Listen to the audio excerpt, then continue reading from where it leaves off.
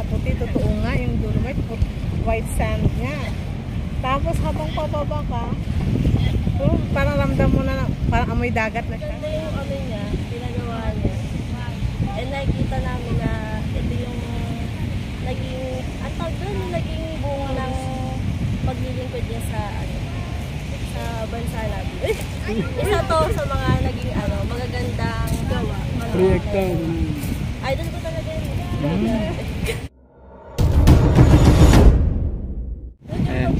Yan, magandang araw sa ating nagagandahan mga bilang. So mga taga saan po sila? Antipolo. Antipolo. First time? Opo, yes po. So ano masasabi niyo po sa makikita natin ngayon sa Manila Bay? Maganda.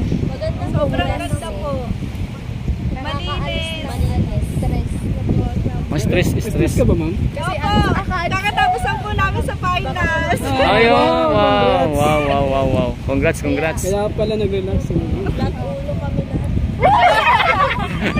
lahat.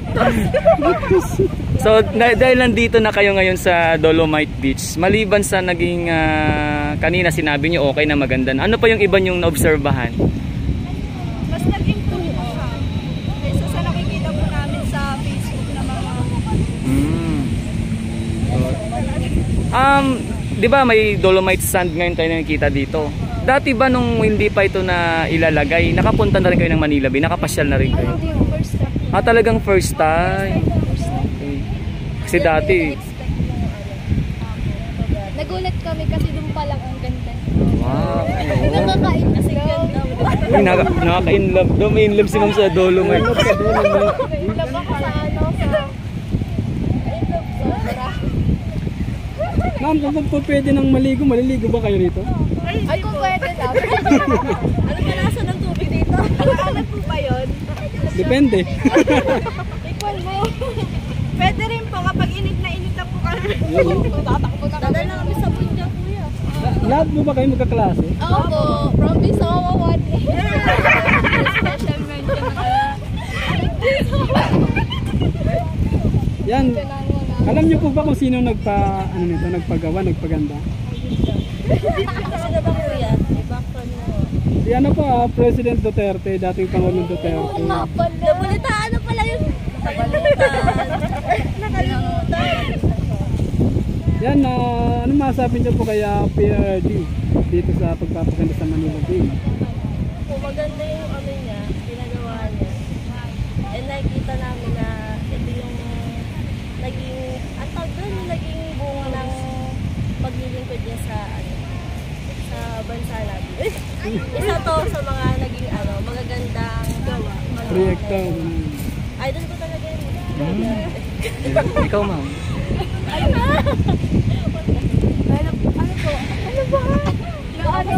Wala akong usabi. Na-amaze sila. Sabihin mo na lang po yung mga sagot mo sa finals.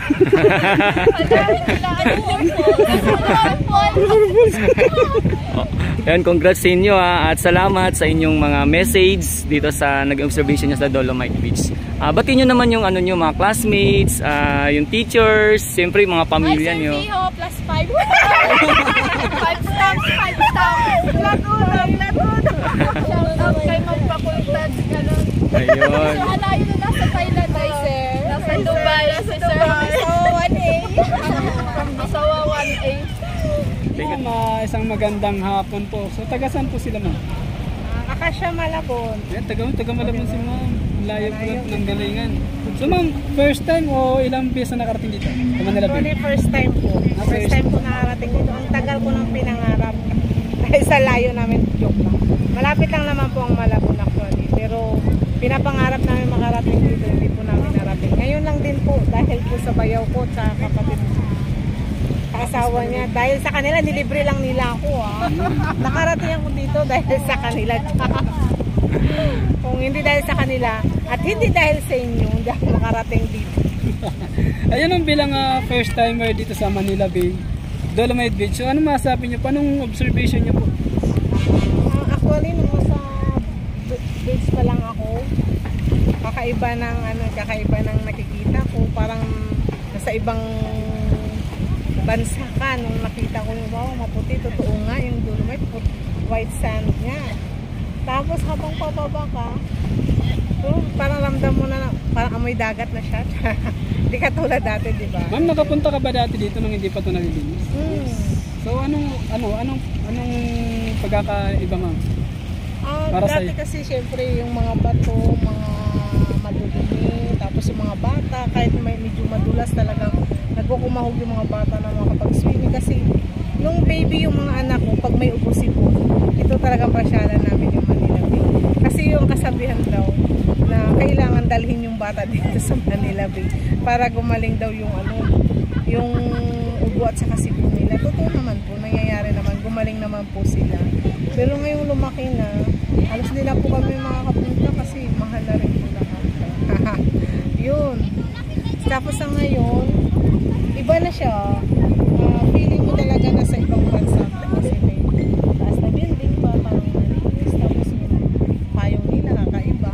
So yung ano, ma'am, di ba yung relax na, nakaka-relax na. Nakaka-relax. Tapos at saka nag-ano naman yung panahon, hindi siya masyadong mainit. Kasi sabi nga ng asawa ko na, pupunta tayo doon, tapos ang init-init, ano yung magsusunog tayo doon, mag-ano.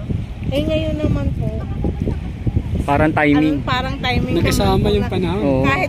kahit hindi ka na magpayong, at least parang ma-enjoy mo, mafe-feel mo po yung white sand, naglalakad ka sa Tsaka presko yung hangin, ma'am, no? presko yung hangin.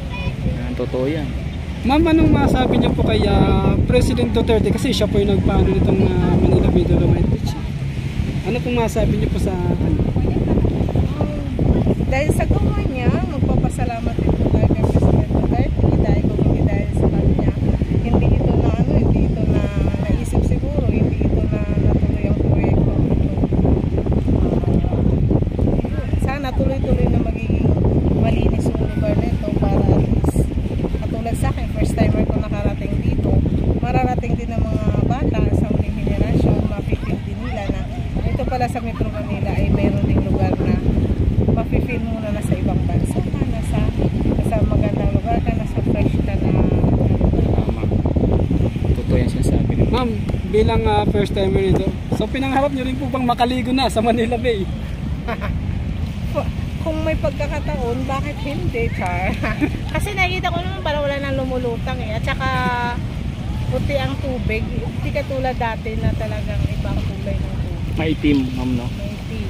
Tapos iba yung amoy. Hindi ko lang alam kung hanggang saan. Ibang amoy. Yung katulad kanina, parang naamoy mo, parang amoy dagat na siya. Oh, yun.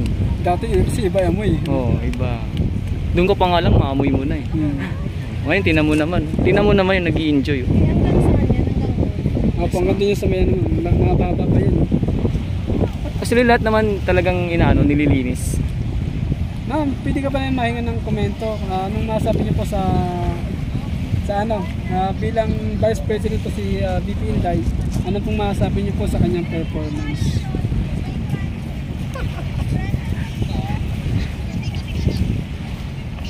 Kasi siyempre Duterte rin. Opo, Duterte.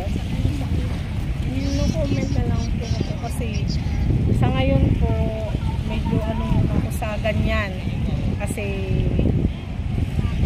actually maraming naman narinig na kung ano. Kasi di ba nasa ano siya, yun nga sabi niya sa Opo. FH siya Depende. naman yun. Nag-ano siya ma'am, nag-number 1 na siya ngayon na secretary ng na agency ng gobyerno, siya na yung number 1 sa ratings. Kaya yun, supportahan pa rin po natin kasi yung mga nakakaway. Supportahan pa rin po natin. Kasi hindi naman pwede tayo kumontra ng ano. Pasalamatan natin sila kung ano mga proyekto na ipagkaloob nila sa atin.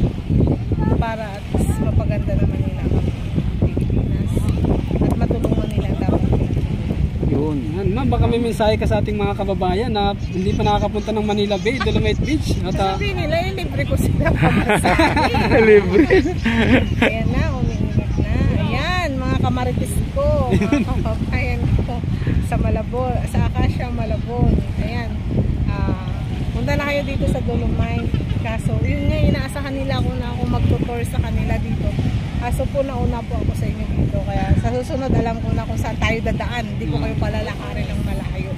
Makakarating tayo dito ng madali. Mag-taxi lang po, mabilis makarating. Ayun. Yun lang po, pag marating kayo dito, mafe-feel nyo po na sa ibang bansa po kayo. At sana hindi po tirik na tirik yung araw na siguro madaling araw, napakaganda dito. Ano, or Ano siya na, makapon. bukas mami, alas 6 bro, di ba? Mga alas 6, tapos 6 to 6 po mga siya, mami. sunset, ganun. Alas 6 ng umaga, hanggang alas 6 ng hapon. Eh, ito pa naman, pag ito na promote at ito na kita nila yung kagandahan ng talagang pupuntahan at pupuntahan. Parang ganun din ako pag may gusto akong ibang lugar.